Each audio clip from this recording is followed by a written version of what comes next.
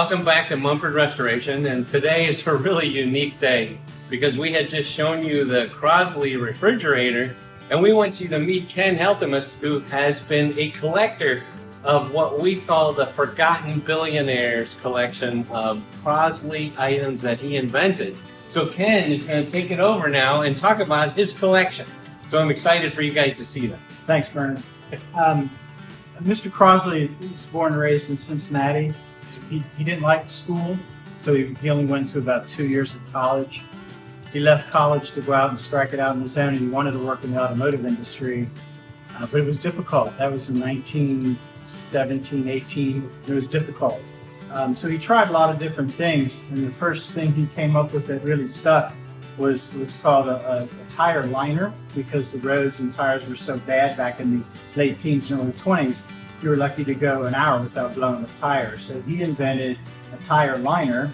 He didn't have any money, so he went to Ira Cooper, who actually became Cooper Tires, and they joined forces, and he really started his selling career to make the fortune that he did with that tire line.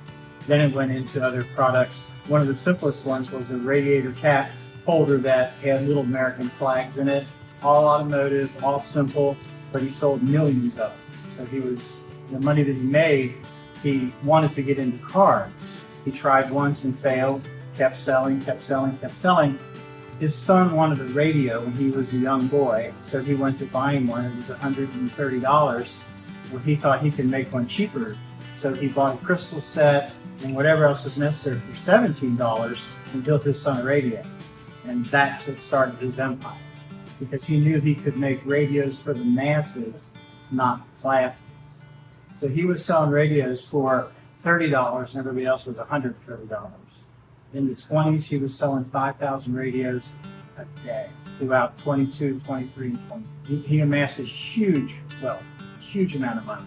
And radios led into appliances, and appliances ultimately led him into cars.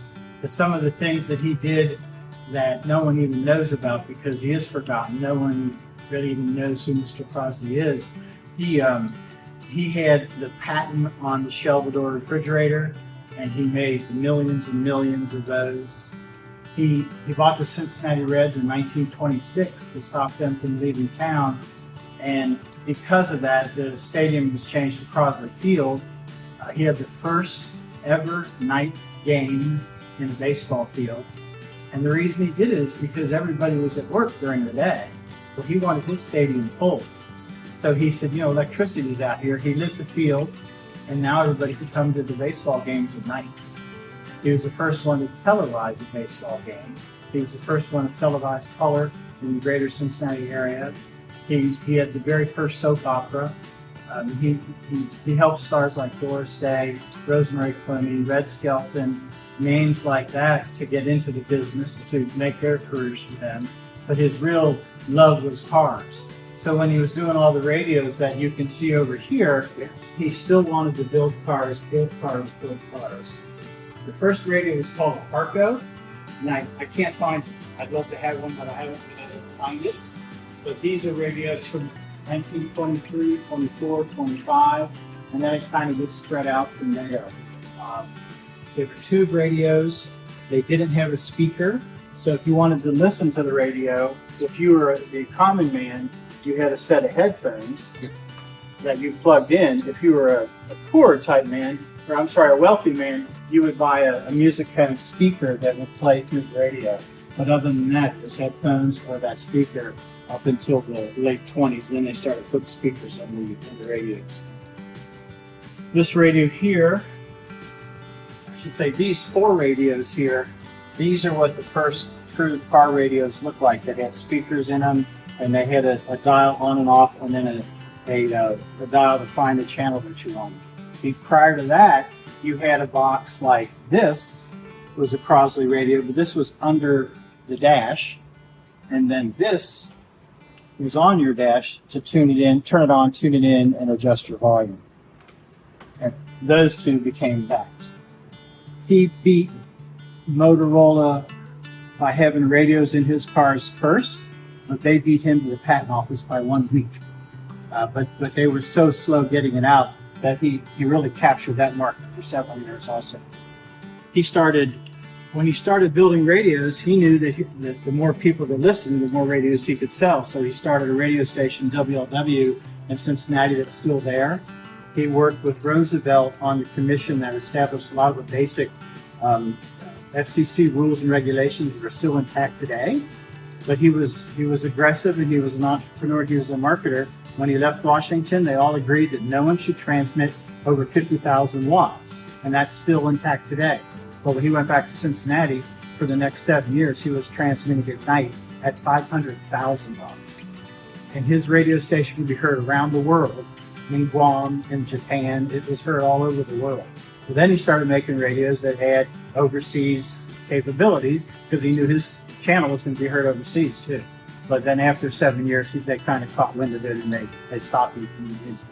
But the Shelvador probably was his most successful venture because he had the patent. No one could put shelves on the inside of the refrigerators before his patent ran out. So he just had that patent. And then I've told the story that the Shelvador patent came from a fella and his wife came to Crosley's office and said, "I've got a patent I want you to buy," and explained it to him. He says it was in his wife's name. And Mr. Crosley said, "The last patent I bought from you didn't pan out." And the guy wanted $15,000 for the patent. And Mr. Crosley said, "I'll give you 25 cents for every refrigerator you sell." And the guy said, no, I need the cash right now. So he wrote him a check for $10,000. Well, in 2 years, he sold over 2 million Shelvador refrigerators. So the guy, would have been much better off taking the quarter, but he needed the cash, so it didn't happen that way. So show us the Crosley vehicle here. He wanted to build cars, so in 1946, he sold all of his belongings, except the Cincinnati Reds, to AFCO Broadcasting. They took over production of radios and refrigerators. He started building cars actually in 39, had a stop for the war, came back in 39 to 42, came back in 46, and started building cars again. But his business model of radios for the masses, not the classes, is the same model he used for cars. So they're small, compact, nothing cost over $1,000 until 1952. And if you know anything about cars, in 49, 50, 51, 52, Ford, Chevrolet, they were building monstrous cars. And Duesenbergs were out there, Cadillacs were out there, and he's building this little tiny car. So it didn't really go over well. So in How many horsepower? They're 26.5 horsepower, all of them. But they only weigh 1,000 pounds. So they're kind of quick, but they're nothing compared to what would be a 350.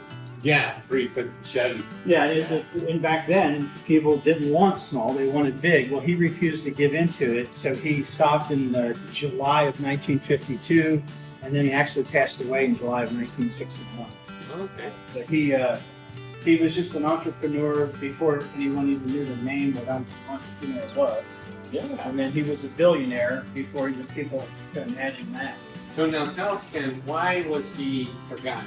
What was it that made that happen that most of us, including myself, never even really heard of it? No, even though he was instrumental in bringing radios and TV programming, night baseball, and all these things to us, he did not like the limelight. He did not want to be seen in public. He was very quiet, almost Howard Hughes-ish type. And the products that he made, once patents ran off, anybody could make them. RCA and Zenith and Magnavox and all those other manufacturers just hit the radio market, and he was out because he sold in 46. And his car idea didn't work because they're too small. Mm-hmm. So he just quietly just sold everything, and he lived his last 5 years up in Pinecroft in Cincinnati, enjoying himself. Cool. He had a house in Sarasota, Florida, that was right next to the Barnum and Bailey, next to Barnum's house, and it's still there today, used as an event space. And his house in Cincinnati, that was built in 27. That is now on the American Historical Preservation Society that's used in the event space. He had a 4,600-acre game preserve an hour west of Cincinnati. He donated that to the state of Indiana for a park, and it's still a park today. Blue Ash Airport, he built that because he also built planes for a few years. I didn't tell you. He also built planes for a couple of years. Wow. So he built an airport so he could do that.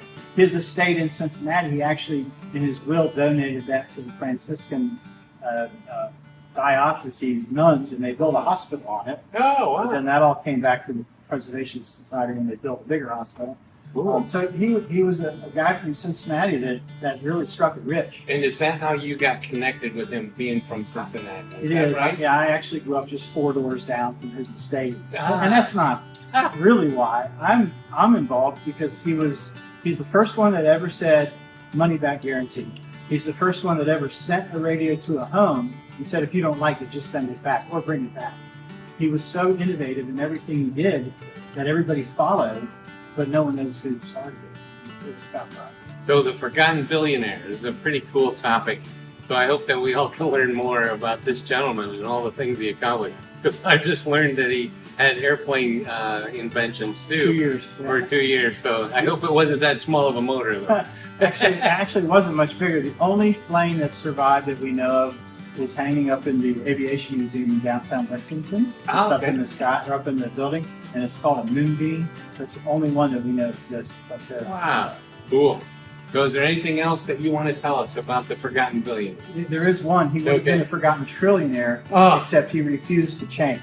At World War II, they were looking for vehicles to transport troops.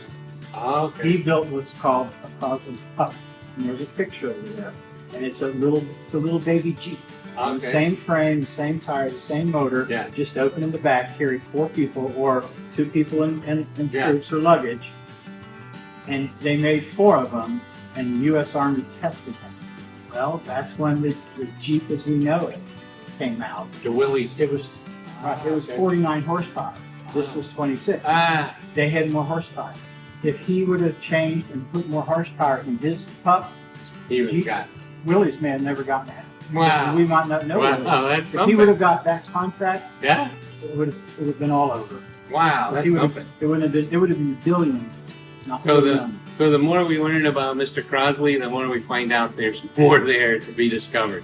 So thanks for watching, and we'll be trying to show you more as we go along with the refrigerator, the Shelvador to be restored, and then there's probably another vehicle we're going to be showing you eventually too. Yeah. Thanks for watching.